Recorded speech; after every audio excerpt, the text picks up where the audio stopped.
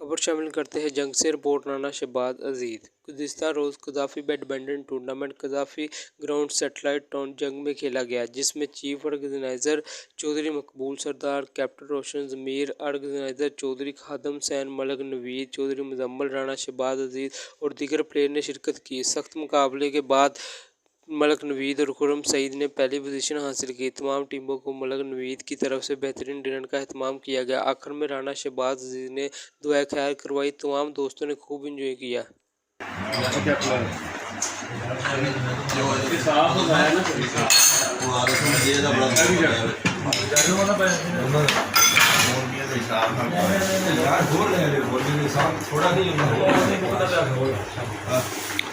बेहतरीन खाने का इंतजाम किया गया।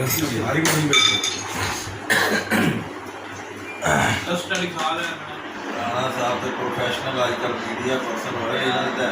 फिटिंग आ रही है को ठीक कर सही है तो तेरा किधर है कि बात मैं तो कर दी ये सब बाल मोबाइल चाहिए